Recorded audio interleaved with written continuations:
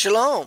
I'm Eddie Chumney of Hebraic Heritage Ministries, and we welcome you to this week's Focus Israel Report. In this week's report, we're going to be sharing with you a biography of current Israel Prime Minister Benjamin Netanyahu, and it is as follows. Benjamin Netanyahu was born in 1949 in Tel Aviv to secular parents. His mom was named Zila Siegel, and she lived from 1912 to 2000, and his dad was Professor Benjamin Netanyahu, who lived from 1910 to 2012. Netanyahu is the middle of three children. He was initially raised and educated in Jerusalem, where he attended Henrietta Zold Elementary School. A copy of his evaluation from his sixth grade teacher, Ruth Rubenstein, indicated that Netanyahu was courteous, polite, helpful, and his work was responsible and punctual, and that Netanyahu was friendly, disciplined,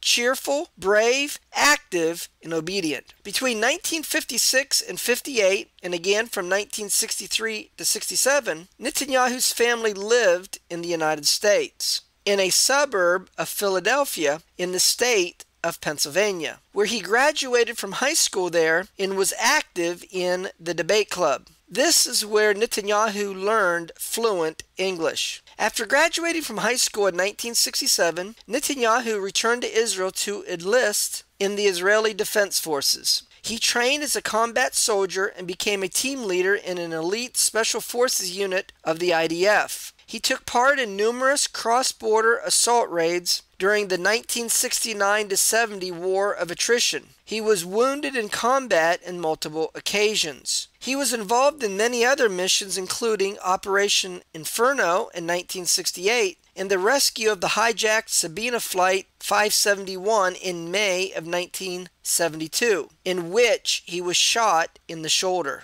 After his army service, Netanyahu returned to the United States in late 1972 to study architecture at the Massachusetts Institute of Technology. He returned to Israel in October 1973 to serve in the Yom Kippur War for a 40-day period. While there, he fought in special forces raids along the Suez Canal, as well as leading a commando team deep into Syrian territory. He then returned to the Sloan School of Management in 1977. Concurrently, he studied political science at Harvard University. At that time, he changed his name to Benjamin Ben Netai. Years later, in an interview with the media, Netanyahu clarified he decided to do so to make it easier for Americans to pronounce his name. This fact has been used by his political rivals to accuse him indirectly of a lack of Israeli national identity and loyalty. In 1976, Netanyahu's older brother, Yonatan, died. Yonatan was serving as the commander of Benjamin's former unit and was killed in action during the counter-terrorism hostage rescue mission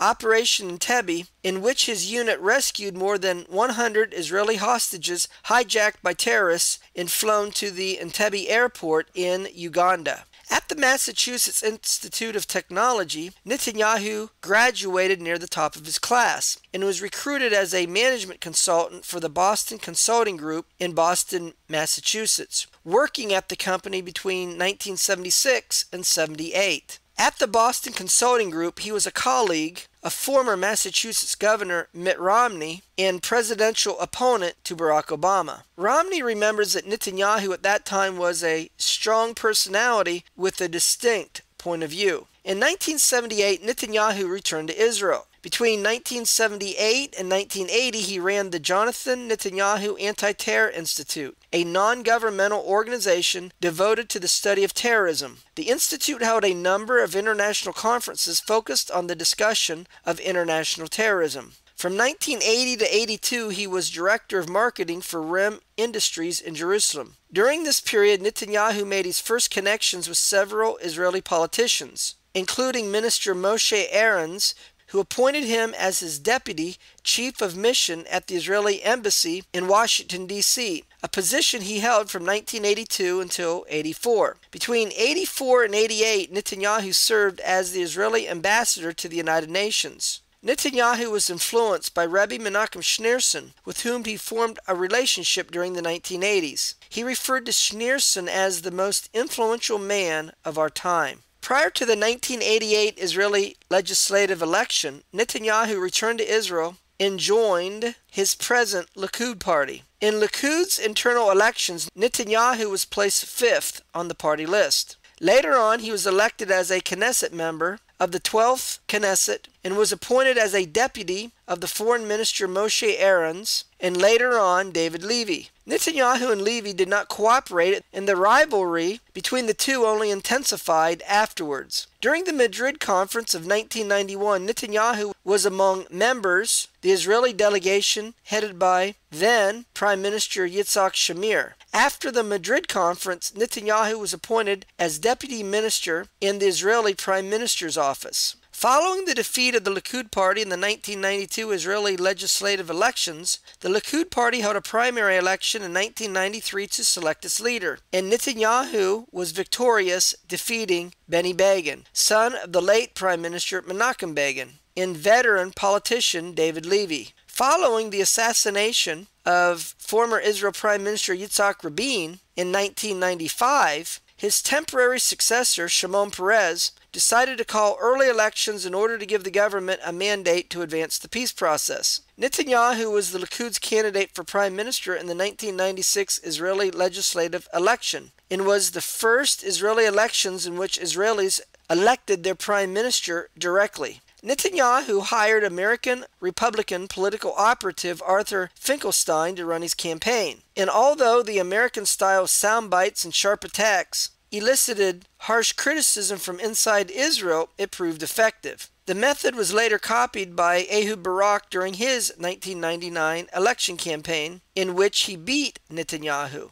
Netanyahu won the 1996 election, becoming the youngest person to be Prime Minister of Israel and the first Israeli Prime Minister to be born in the State of Israel. Netanyahu's victory over the pre-election favorite Shimon Peres surprised many. The main catalyst in the downfall of Peres was a wave of suicide bombings shortly before the elections in March of 1996. Palestinians carried out 2 suicide bombings, killing 32 Israelis, with Peres unable to stop the attacks. Unlike Peres, Netanyahu did not trust Yasser Arafat and conditioned any progress in the peace process on the Palestinian Authority fulfilling its obligations, mainly fighting terrorism. Next, we're going to look at Netanyahu's first term as prime minister from 1996 to 1999. A number of Palestinian suicide bombings reinforced his Likud party's position for the need for Israel to have security. Hamas claimed responsibility for most of these bombings. As Prime Minister, Netanyahu raised many questions about many central premises of the 1993 Oslo Accords. One of his main points was disagreement with the Oslo premise that the negotiations should proceed in stages, meaning that concessions should be made to Palestinians before any resolution was reached on the major issues such as the status of Jerusalem and the amending of the Palestinian National Charter, which called for the destruction of Israel. Oslo's supporters had claimed that the multi-stage approach would build goodwill among Palestinians and propel them to seek reconciliation when these major issues were raised in later stages. Netanyahu, however, said that these concessions only gave encouragement to extremist elements without receiving any tangible gestures from the Palestinians in return. Netanyahu called for tangible gestures of Palestinian goodwill in return for Israeli concessions. Despite his stated differences with the Oslo peace process, Netanyahu continued its implementation, but there was a visible slowdown in the peace process. In January 1997, Netanyahu signed the Hebron Protocol with the Palestinian Authority, which resulted in the redeployment of Israeli forces in Hebron and the turnover of civilian authority in much of the area to the Palestinian Authority. Eventually, the lack of progress of the peace process led to new negotiations which produced the Wye River Memorandum in 1998, which detailed the steps to be taken by the Israeli government and the Palestinian Authority to implement the earlier 1995 Oslo Interim Agreement. It was signed by Netanyahu and PLO chairman Yasser Arafat. The Israeli Knesset approved the Wye River Memorandum by a vote of 75 to 19. Netanyahu emphasized a policy of three no's: no withdrawal from the Golan Heights, no discussion of the case of Jerusalem, and no negotiations under any preconditions. During his first term, Netanyahu began a process of economic liberalization, taking steps toward a more free market economy. In doing so, the Israeli government began selling its shares in banks and major state-run companies. Netanyahu also abolished all of Israel's strict foreign exchange controls, enabling Israelis to take unrestricted amount of money out of the country, open foreign bank accounts, hold foreign currency, and invest freely in other countries. Throughout his term, Netanyahu was opposed by the political left in Israel and lost support from the political right because of his concessions to the Palestinians in Hebron and elsewhere, and due to his negotiations with Arafat generally. This set the groundwork for Netanyahu to be defeated by Ehud Barak in 1999. At that time, Netanyahu temporarily retired from politics. With the fall of the Barak government in late 2000, Netanyahu expressed his desire to return to politics. By law, Barak's resignation was supposed to lead to elections for the prime minister position only. However, Netanyahu insisted that general elections be held as well, claiming that otherwise it would be impossible to have a stable government. Netanyahu decided eventually not to run for the prime minister position, which led to the political rise within the Likud party of Ariel Sharon. In 2002, then Prime Minister Ariel Sharon appointed Netanyahu as his foreign minister. Next, we will examine the years that Netanyahu was finance minister, from 2003 to 2005. After the 2003 Israeli legislative election, Israel Prime Minister Ariel Sharon offered Netanyahu to be finance minister. Netanyahu accepted the new appointment after Sharon agreed to provide him with an unprecedented level of independence in running the ministry. As finance minister, Netanyahu undertook an economic plan in order to restore Israel's economy, which had suffered from the second Palestinian uprising, known as the Intifada. His plan involved a move toward more liberalized markets. Netanyahu threatened to resign from office in 2004 unless Sharon's Gaza pullout plan was put to a referendum. Netanyahu resigned his position